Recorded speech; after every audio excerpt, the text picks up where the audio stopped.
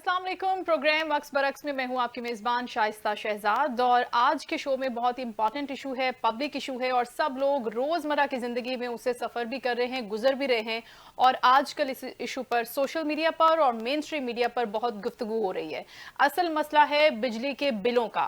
फी unit बिजली की कीमत में हम रोज़ बरोज़ देख रहे हैं कि इजाफा हो रहा है और अब ये इजाफा नाकाबिले बर्दाश्त हद तक बढ़ गया है। ये मसला कहां से जन्म लेता है, कहां से शुरू होता है कि सार्फिन जहनी अजियत का शिकार होकर रह गए हैं, लेकिन बिजली की फी यूनिट कीमत नीचे आने की बजाय रोज ऊपर जा रही है। आईपीपीज का मामला है जिस पर गुफ्तगू हो रही है और आज भी इस हवाले से करारदाद जमा करवाई गई है एमक्यूएम की जानिब से। मुस्तफा कमाल ने भी इस पर प्रेस कॉन्फ्रेंस की है। ये मामला रिजॉल्व होगा नहीं होगा, असल में इसका जिम्मेदार कौन है, इसको कंट्रोल करने वाली अथॉरिटी क्या काम कर रही है, आज के शो में हमने अपने मौजूद मेहमानों को दावत दी है और इसी पर बात करेंगे। अभी हमें ज्वाइन किया है शो में सीनियर रहनुमा है, सेनेटर है मुस्लिम लीग नून के गौस खान न्याज साहब। न्याज साहब बहुत शुक्रिया, अस्सलाम वालेकुम।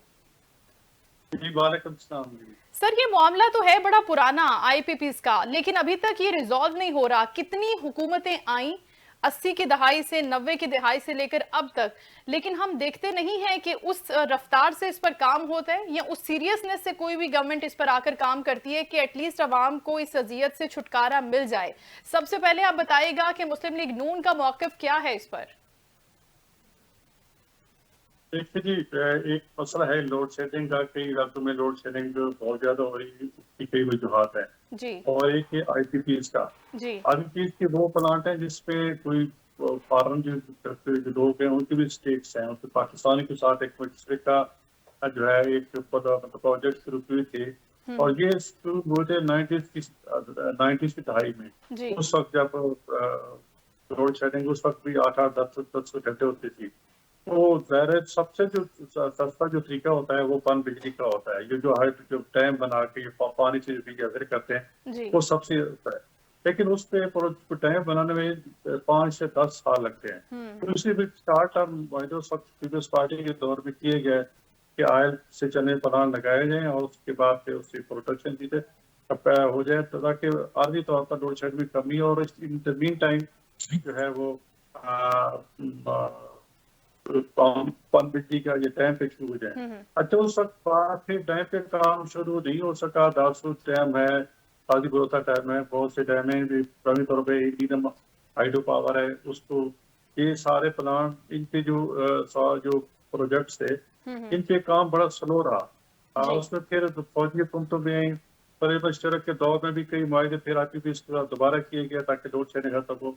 तो ये माफी की शक्ल बन गया है। अब वो एक चूंकि इंटरनेशनल लॉ के इन्वॉल्व है, जिस तरह रेकोटेक से बलोचिस्तान में था तो सुप्रीम कोर्ट ने उसको साइड किया। तो आदमी आदमी अदालत इंसाफ में चले गए, वहां पाकिस्तान को अरबों डॉलर जुर्माना हुआ। तो आईपीएस का भी यही मामला है। तो ठीक क्योंकि फॉरन लोग भी इसमें तो इस हमने तो कई दफा सोचा और हुकूमत जो भी स्टेबल होती है, मतलब है जब यकीनी सूरत खत्म होती है तो पहली गवर्नमेंट की प्रायोरिटी यही होगी कि आईपीएस से दोबारा उसको निगोशिएट करके उनको कम से कम हाफ पे ले आए जो उसके चार्जेस हैं।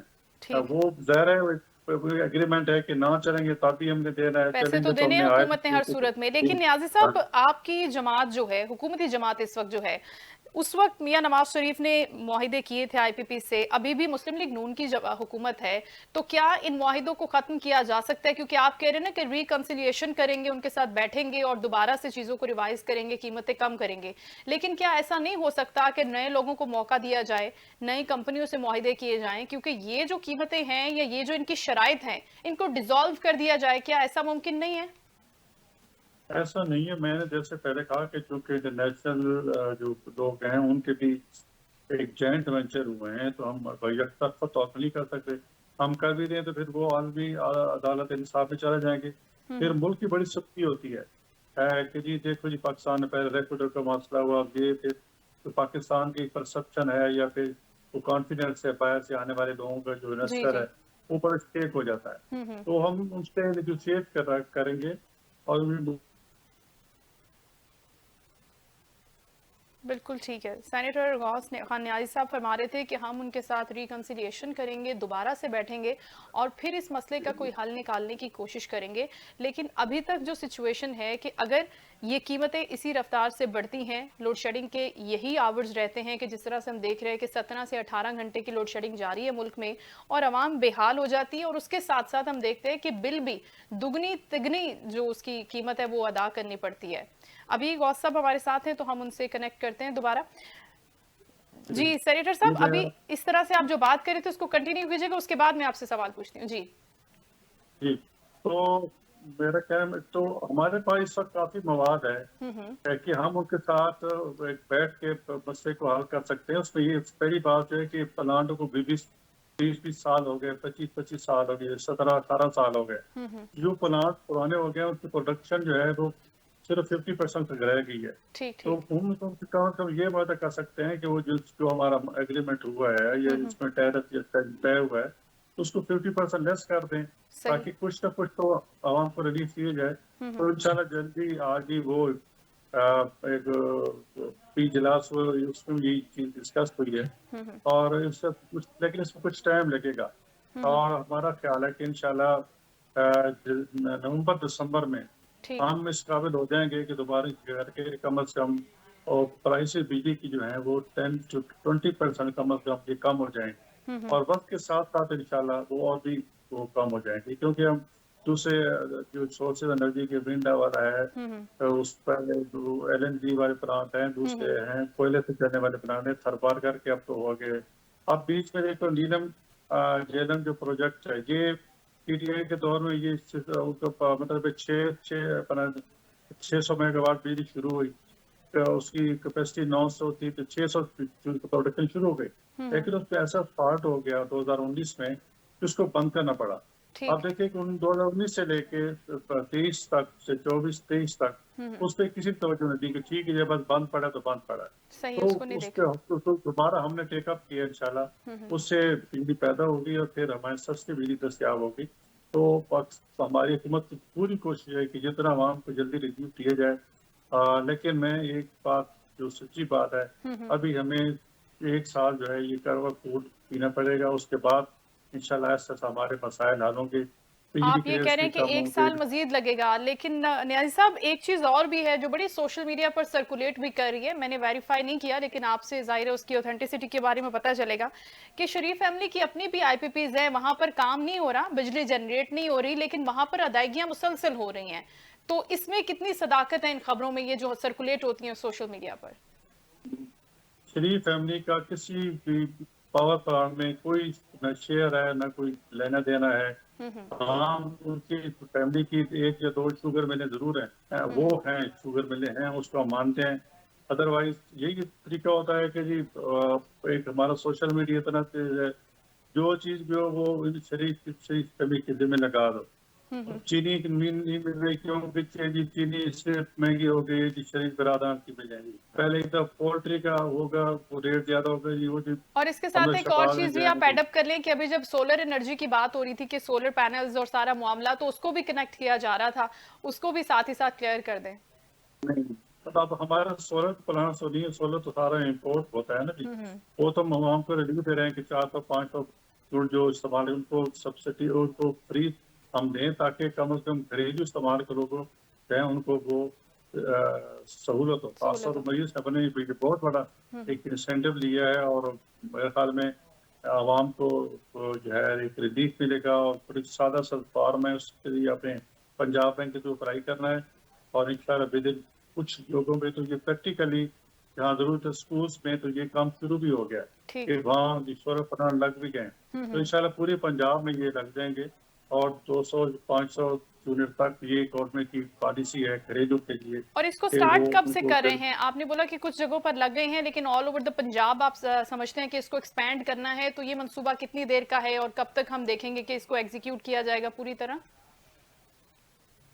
देखो उसमें पूरे पंजाब को करने में तो 3-4 साल लगेंगे, लेकिन शुरू काम हो गया है। ज़ाहिर है कुछ चीजें इम्पोर्ट भी करनी है, ऑर्डर भी होना है, बिट होनी है, मंगवाना है और उस पर तो थोड़ा टाइम लगता है।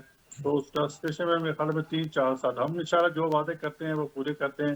2013 में हमने वादा किया था, उस वक्त 18-18 घंटे लोड शेडिंग हो रही थी, बिल्कुल। तो हमने कहा था 5 साल में लोड शेडिंग खत्म होगी। अल्हम्दुलिल्लाह, हालांकि कितने धरने थे, बेयकीनी की सूरत हाल थी, फिर भी हमने 2018 में लोड शेडिंग को खत्म कर दिया था। अब ठीक। जो मरियम साहिबा ने ये कहा है कि सोलर पे हम तो 500 यूनिट तक कंज्यूम करने वालों को सोलर प्लांट मुफ्त देंगे, तो इंशाल्लाह ये 3-4 या साल मैक्सिमम ये सारा प्रोसीजर मुकम्मल हो ठीक है जाएगा। सेनेटर साहब, और हम ये लोग तो हो गया एक शॉर्ट टर्म रिजॉल्व के, चले आपने वक्ती तौर पर आवाम को रिलीफ देना है कि इतने भारी भारी बिल उनको अदा ना करना पड़े, लेकिन एक जो लॉन्ग टर्म प्लानिंग है वो आप कह रहे हैं कि उसमें 1 साल लगेगा कि हमें रिलीफ मिल सके बिजली के बिलों में कुछ।